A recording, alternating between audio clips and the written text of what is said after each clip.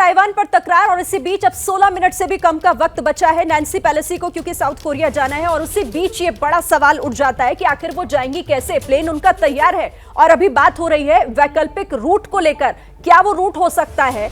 सीधे रुख करते हैं प्रणय का। बिल्कुल शिरीन, और आप देखें ये इस तस्वीर है इस समय की, ये लाइव तस्वीरें हैं और हम आपको बता दें कुछ इस तरीके का ये टेरेन है। ये जो जगह आप देख रहे हैं ये चीन है, ये ताइवान है और ताइवान के इर्द गिर्द ये जो चारों आप तरफ जो डॉट्स देख रहे हैं ये दरअसल वो इलाके हैं जहां पर चीन इस समय युद्धाभ्यास कर रहा है, एक्सरसाइज कर रहा है। और इसी युद्धाभ्यास के चलते ये सारा संकट खड़ा हुआ है। और यहां से अगर आप देखें ताइवान की राजधानी ताइपे इस जगह पर है और यहां से नैन्सी पेलोसी को निकलकर जाना है इस जगह पे साउथ कोरिया में।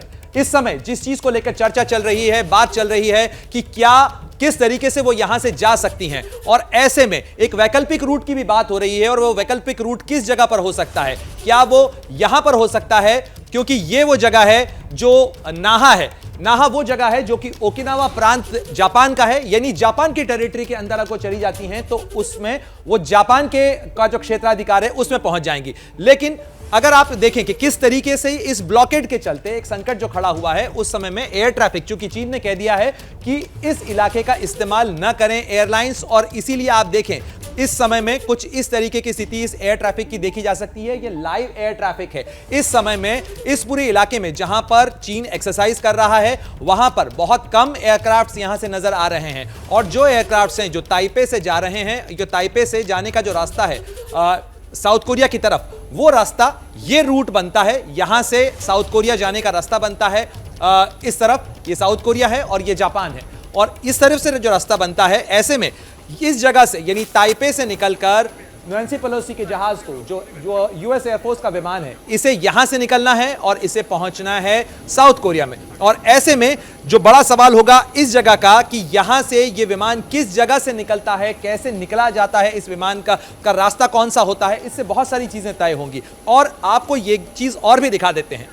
देखिए ये जो इलाका है यहां पर अब जो सैन्य तैनाती है उसकी तस्वीर कुछ इस तरीके की है। ये जो आप शैंगडोंग देख रहे हैं ये चीनी एयरक्राफ्ट कैरियर है, यानी चीन का युद्ध विमानवाहक पोत है। और साथ ही इधर लियोनिंग जो उनका विमानवाहक पोत है, दूसरा युद्ध पोत है, उसको इस तरफ से चीन ने आगे बढ़ाया है। लेकिन चीन की इस नाकेबंदी को काउंटर करने के लिए अमेरिका की तरफ से भी जो तैयारी हुई है उसको भी आपको देखना चाहिए। और अमेरिका की तरफ से जो तैयारी हुई है वो महत्वपूर्ण हो जाती है। ये देखिए ये है यूएसएस रोनाल्ड रीगन, यानी ये अमेरिका का विमानवाहक युद्धपोत है जो इस जगह तैनात किया गया है ताइवान से बेहद करीब। इसके अलावा यूएसएस त्रिपोली ये भी एक युद्धपोत है अमेरिका का जो यहाँ तैनात किया गया है। साथ ही यूएसएस अमेरिका ये भी अमेरिकी नौसेना का युद्धपोत है जिसे तैनात किया गया है। और इस रूट पर आप देख सकते हैं कि कैसे नैन्सी पेलोसी के विमान को या उनकी इस यात्रा को सिक्योर करने के लिए इस रूट पे, यानी या साउथ कोरिया और जापान के दौरे पे होंगी, तो ये पूरा इलाका जो है वो अमेरिकी नौसेना की जद में होगा, उसके नियंत्रण में होगा। साथ ही अमेरिकी सैटेलाइट जो हैं वो भी लगातार इस पूरे इलाके के ऊपर नजर बनाए रखे हुए हैं। और ऐसे में अगले 15 मिनट बेहद महत्वपूर्ण होने वाले हैं। अगले 15 मिनट के अंदर तय हो जाएगा कि किस तरीके से नैन्सी पेलोसी का विमान यहां से निकलता है, साउथ कोरिया जाता है या जापान जाता है। इस पर नजर हमारी बनी हुई है। Over to you Shirin. बिल्कुल, तो 15 मिनट नहीं, अब तो 13 ही मिनट का वक्त बचा है प्रणय, और 13 मिनट में यह साफ हो जाएगा कि किस तरीके से नैन्सी पेलोसी को यहां से निकाल रहा है अमेरिका। तस्वीरें देखिए, विमान पूरी तरीके से तैयार है। कर्नल दानवीर, जो प्रणय ने मैप के जरिए समझाया उसके मुताबिक तो ये कि बाधा बहुत ज्यादा कुछ दिखाई दे नहीं रही है, अमेरिका आसानी से निकाल ले जाएगा नैन्सी पेलोसी को यहां से।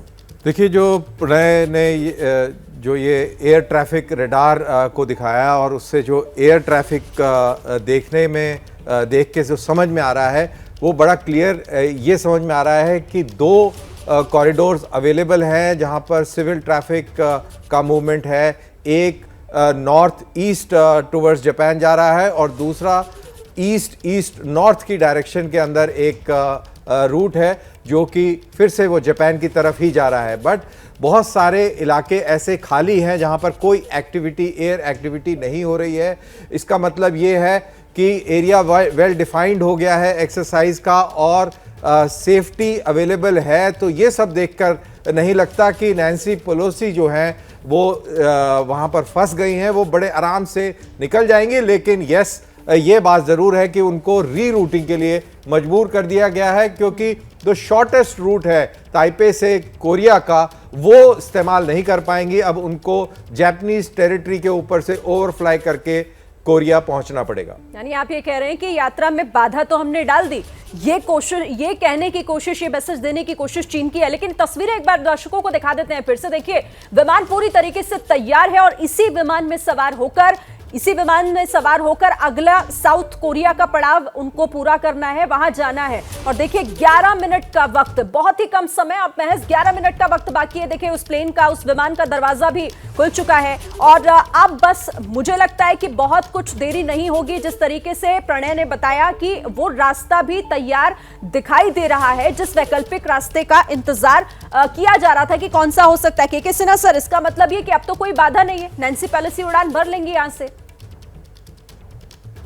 कि कोई बाधा नहीं है, पहले भी कोई बाधा नहीं था। ये सारा ब्रिकमैनशिप का गेम चल रहा है। देखिए, मलेशिया से जब आना था तो उनका डायरेक्ट फ्लाइट भी ताइपाई आ सकता था, मगर वो तो उन्होंने लिया था ब्रुनाई, फिलीपींस, और वो पहले से लेट डाउन है। पहले तो 3.5 घंटे का समय लगता है, उन्होंने 7.5 घंटे लिए थे। और जो उनका आउट रूट है, जो उनका फ्लाइंग आउट है, मेरे ख्याल से वो सेम रूट है जो संकाकू होकर के जापान के होते हुए, जापान सी से होता वो जाएंगे। कोई भी मिलिट्री एयरक्राफ्ट जो है, खास करके यदि आप अमेरिकन को लें, यदि पलाऊ को छोड़ दें या गुआम को छोड़ दें, तो उनकी जो मेन कंसंट्रेशंस हैं वो है संकाकू की तरफ और जापान के। और जो भी देखिए, इनका भी जो एयर डिफेंस आइडेंटिफिकेशन जो ADIZ होता है, जो ताइवान का है, वो वेरी क्लियरली है। भले ही संकाकू को 1970 के बाद चाइना भी क्लेम करना शुरू कर दिया है, ताइवान भी क्लेम करता है, मगर उसके लिए ऊपर लिखित है अमेरिका और जापान के अंदर में कि उनके डिफेंस की उनकी जिम्मेवारी है। तो ये तो वेरी सिंपल है। देखिए, इन चीजों को खुल के कोई नहीं बताएगा, ये सब लेड आउट है। और ब्रिंकमैनशिप में चाइना को एक्सपोज करने के लिए सबसे इंपॉर्टेंट चीज है। कोई भी मिलिट्री जो आएगा देश, यदि हमें भी जाना है तो हम ऐसे थोड़ी ही जाएंगे कोई सिविल वाले रूट में फ्लाई करेंगे, फ्लाइट आउट करेंगे। हम तो वही रूट लेंगे जो हमारे लिए सही है। और उनका देखिए, यूनाइटेड स्टेट्स का एम्बार्केशन एक एम्बार्क है, कैरियर एयर विंग उनका एक ग्रुप है, वो संकाकू के ऊपर एम्बार्क्ड है, वो मैन्यूवर नहीं कर रहा है, हाई सीज में नहीं है। तो ये चाइना ने एक स्टेटमेंट आज मॉर्निंग में दिया था कि we are not going to use the nuclear option, हमारा फर्स्ट यूज नहीं है। तो ये सब क्या है? तो चाइना को एक्सपोज करने के लिए बहुत जरूरी है कि आप इस तरह की चीज बार बार करें। ये एक बार ये उन्होंने दोहराया भी नैन्सी पेलोसी ने कि अभी तो इंतजार कीजिए, आने वाले समय में और बड़े नेता भी आएंगे। इस पर भी हम बात करेंगे। तस्वीरें सामने हैं, देखिए इसी विमान से तैयारी हो रही है और वहां पर हलचल भी बढ़ गई है। 2 अधिकारियों को अभी आपने अंदर प्लेन में जाते हुए, दाखिल होते हुए देखा। प्रणय, एक बार फिर से आपके पास आऊंगी, जरा दोबारा से वो रूट समझाइएगा जिसको देखकर ये लग रहा है कि जल थल नभ हर तरह एक्सरसाइज ये करते रह गए, लेकिन रास्ता तो बनता हुआ दिखाई दे रहा है और अब कोई शक नहीं कि यहां से निकल जाएंगी नैन्सी पेलोसी।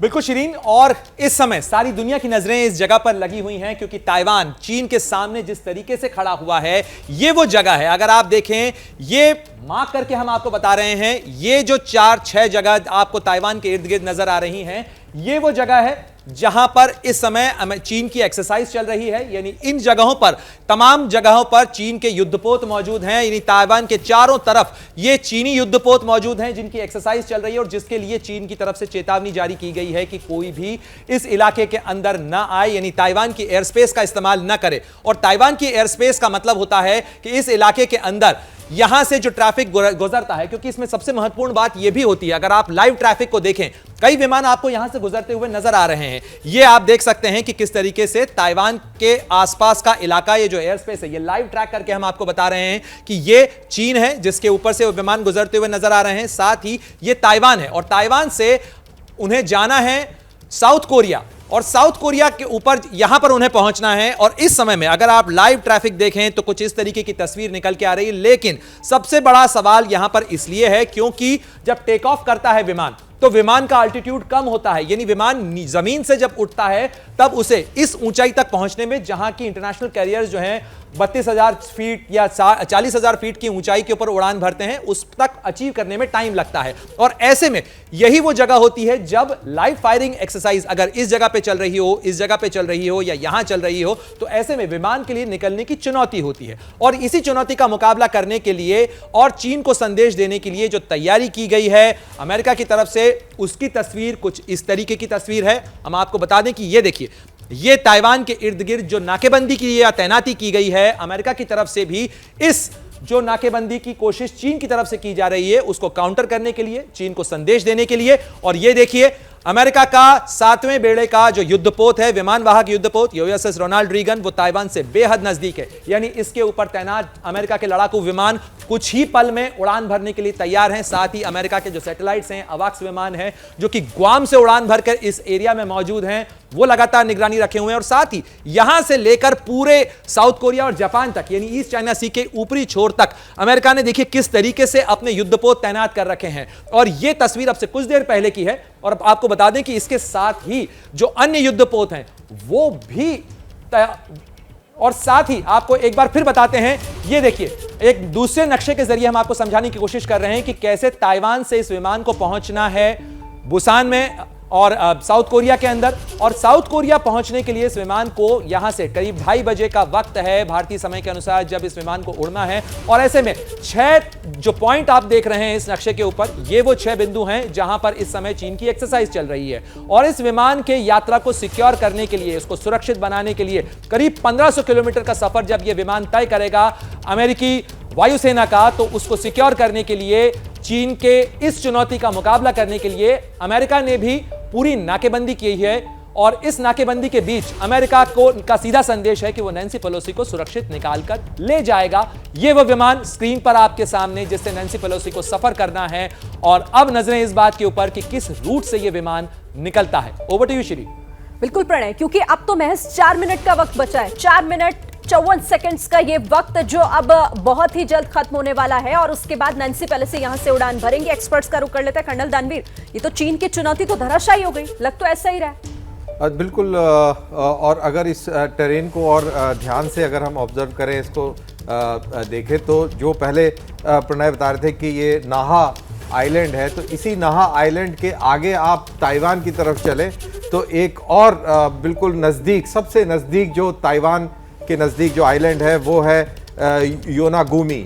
ये तकरीबन 130 किलोमीटर दूर है ताइवान से। तो कहने का मतलब ये है कि एक बहुत आसानी से आपको दूसरे मुल्क की एयर स्पेस मिल रही है जो कि महज 130 किलोमीटर दूर से शुरू हो जाती है। तो ये चाइनीज़ को इस एयर स्पेस को रोकना, ब्लॉक करना बिल्कुल नामुमकिन है। और मेरे ख्याल से जो नेवल एक्सरसाइज भी हो रही है जिसमें इन्होंने नो फ्लाई जोन इस्टेब्लिश करे हुए हैं या वार्निंग दी हुई है, वो भी इस पूरे कॉरिडोर का कहीं भी उल्लंघन भी नहीं करते हैं। तो एक ये संभावित रूट जो है ये बनता है इस रास्ते से। बिल्कुल। और देखिए तस्वीरें सामने हैं। पहली तस्वीर एबीपी न्यूज पर हम आपको दिखा रहे हैं कि किस तरह से यहां पर पूरी तैयारी हो चुकी है और अब कोई भी यहां पर बाधा फिलहाल तो नजर नहीं आ रही। क्या मजबूरी है मेरी, बताइए। मैं अभी आपको बताती हूँ कि मैंने ओए होए होए होए नमकीन के चटकारे लेते हुए टकटकी मार के डिबेट शो को पॉज रिपीट कर कर के देख रहे हैं जोगिंदर जी। इनकी तरह आप भी देखें अपनी फेवरेट डिबेट्स को रिपीट कर और डाउनलोड कीजिए एबीपी लाइव ऐप अपने स्मार्ट टीवी पर।